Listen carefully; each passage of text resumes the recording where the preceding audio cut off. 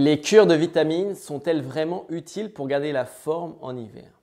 Salut, c'est Adrien, bienvenue dans cette nouvelle vidéo. Aujourd'hui, j'aimerais partager avec vous comment une alimentation équilibrée apporte toutes les vitamines nécessaires pour traverser les mauvais jours, sauf cas particulier.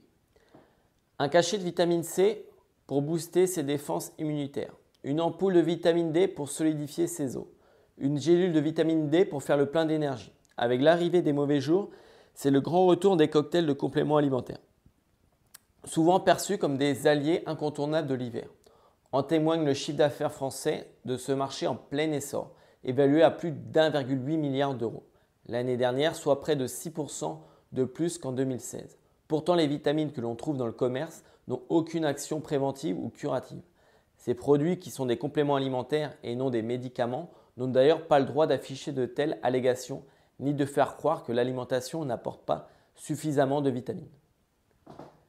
À quoi servent les vitamines? Le mot vitamine est entouré d'une aura quasi mystique. Personne ne sait vraiment à quoi cela ressemble, mais tout le monde est convaincu qu'il s'agit d'un carburant miraculeux. Et c'est vrai, les vitamines, 13 au total, sont essentielles au fonctionnement de l'organisme.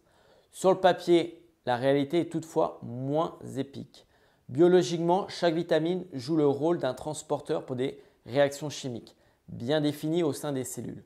Le corps ne sait pas les fabriquer ou alors il fabrique en quantité insuffisante. Elles viennent donc presque exclusivement de notre alimentation et elles participent à de multiples tâches allant de la stimulation du système immunitaire à la minéralisation osseuse en passant par la formation des globules rouges. La supplémentation en vitamines permet-elle pour autant d'améliorer la santé? En cas de carence, c'est certain. Par exemple, une carence importante et prolongée en vitamine C entraîne un scorbut. Mais à moins de ne jamais manger de fruits et de légumes, ce type de carence est rarissime.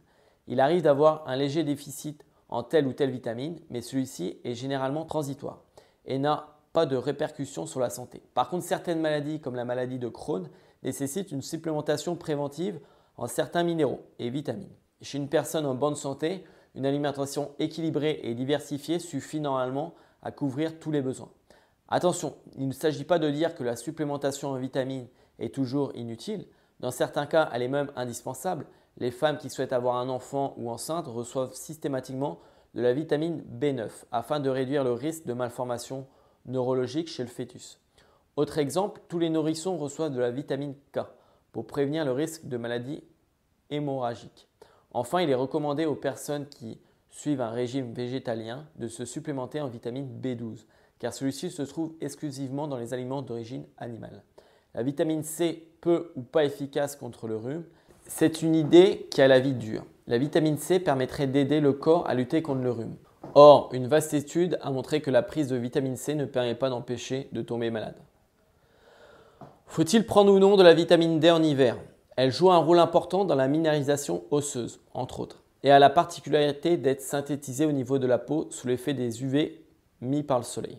Voilà pour cette vidéo. N'hésitez pas à vous abonner si vous avez aimé en cliquant sur le bouton en dessous de la vidéo. Je vous invite à recevoir gratuitement votre guide pour avoir des abdos dessinés et un ventre plat. Le lien, vous le retrouverez dans la description en dessous de la vidéo. Je vous dis à très vite dans une prochaine vidéo. Ciao!